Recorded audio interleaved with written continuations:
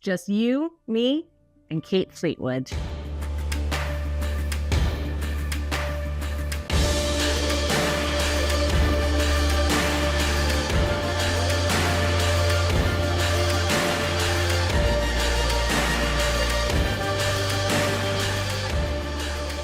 Welcome to Dragonmount. I'm Kathy Campbell. Now, before we get started, once again, I want to say a huge thank you to our Patreon supporters and, of course, to our book. We have some incredible things coming to the Patreon. Make sure to stay tuned. We would love to see you over there. Go to patreon.com/Dragonmount. It's now time for this incredible interview with Kate Fleetwood. We were lucky enough to meet with her 3 years ago, and now she's just as fantastic and so much more extensive storyline. So let's get on with the show.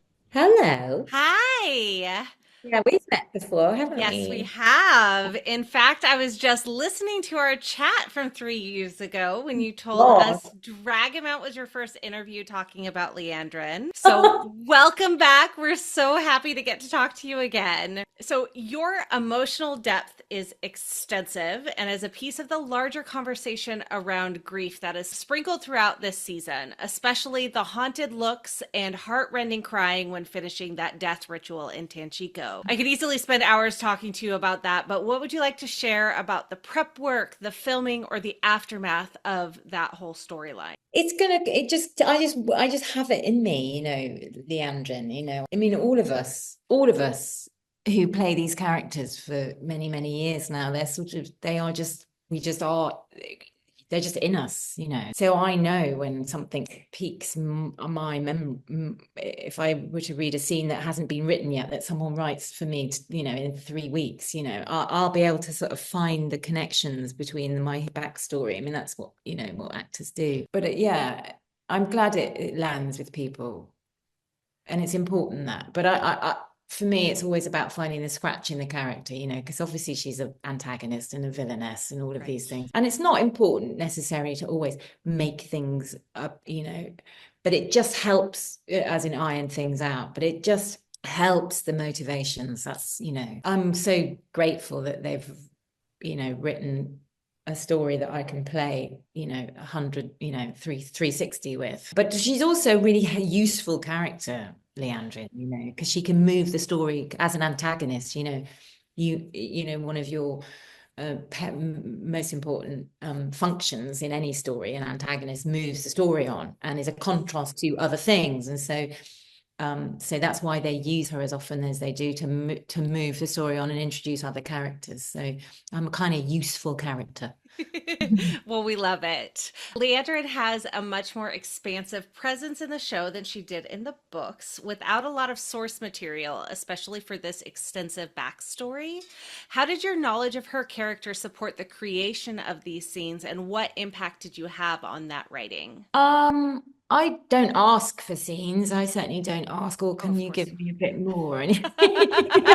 So a really good example of that would be that I knew in the books that Leandrin's accent would shift and change when she was under stress, and it would become a rougher sort of part of her voice would change, because of course she's gone to the White Tower and she wants to present herself as this, powerful, independent person who's just as good as anyone else, just as good as Maureen, Yes. And that's why when I walked into Maureen Damodred's house, I'm looking, because it's so different from my home, and there's this sort of this dislike of privilege, let's say. So I always wanted to get somewhere in the performance this accent shift, but it never felt it always felt like, oh, it's not going to make sense, or like if I suddenly change my accent. And so when Rafe and Justine said, well, we're thinking of, we're going to send you home. So, and I was like, now I can do it. Hooray. So I said, I'm going home.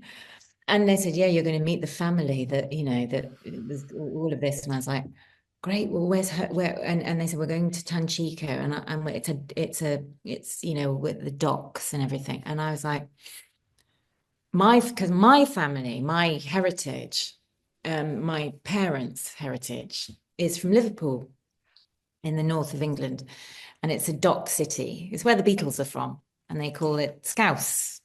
And that's this dialect, it's called Scouse, the accent and the dialect. And I said, could she be from Liverpool?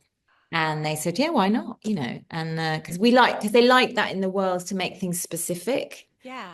With accent and clothes and design and timbre and all of those different things, because there's so many worlds, right? How do we make world specific? How do we make this world specific? So that's a really good example of me bringing something to the table.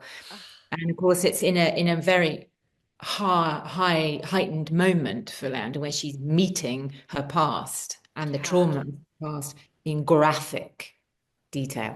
Yeah. There's a good example. Yeah. Oh, I love that. Especially, you know, she is reliving this as she sees this child bride, or reliving her life. And perfect. I've gone a little bit far with lobotomizing the child, but yeah, you know what? I think that's a conversation for later, maybe. We had this discussion on the Dragonmount podcast, wondering if Leandrin has an opportunity to be redeemed. We know in the books the saying of no one can walk so long in the shadow that we cannot come back again to the light. Yeah. You bring so much humanity to Leandrin. Do you think we'll see a redemption arc? I don't know what they're going to do with me. Would you like to see Leandrin? That's not for me to decide. I mean, I think we'd all like to be redeemed, but you know, I can't decide that.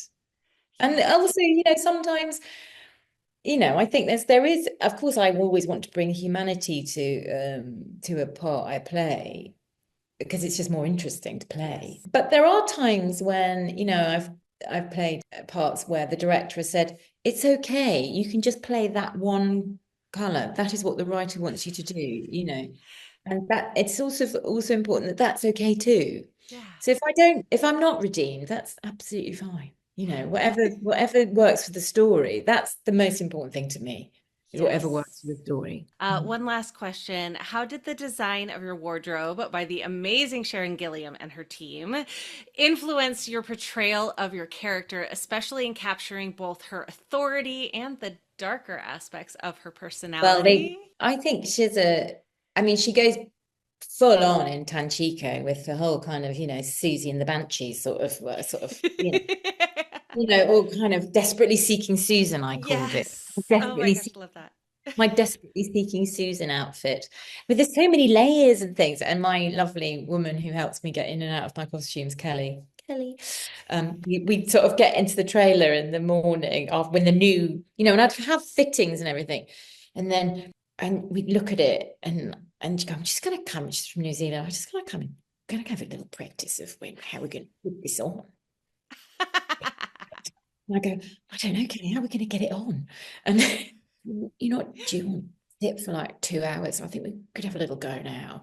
And we'd sort of look at it, because they're so wild, the shapes and the, you know, and of course, Sharon's costumes are so incredible. I don't know how she has the bandwidth to come up with them all. Oh, I know. And Davina as well, with the wigs and the hair and the makeup, unbelievable.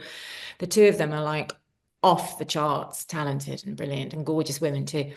But because the shapes and the patterns and the printing or the leather work or the whatever is so specific and so beautifully artisanally made on site by people.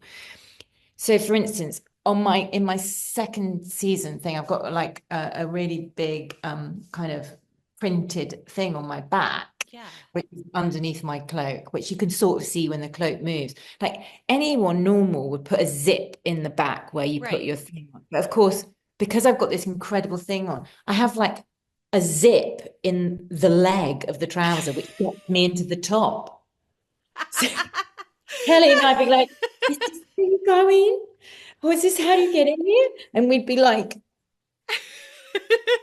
at one point, I think I was lying sort of horizontally with trying to get into this costume, because they're like maze-like, because they're so beautifully made, and she does, and quite rightly, we don't want to break the illusion of anything. quite difficult when you want to go to the loo. Oh, absolutely. Incredible. Thank you so much for taking time to talk to us. I can't wait for everyone to see the end of the season. So excited. I'm glad you're enjoying it. Yes, so much. Thank you. Have a great rest of your day. Thank you so much for watching. It is such an honor to have Kate Fleetwood join us anytime. And this was just a dream come true. Make sure to check out her Instagram and follow along. She has some incredible things coming up and is always doing plays, including this new one coming out on the West End called My Master Builder, also starring Ewan McGregor.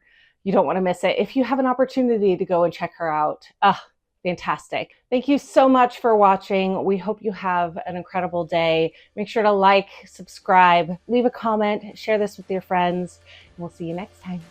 Bye.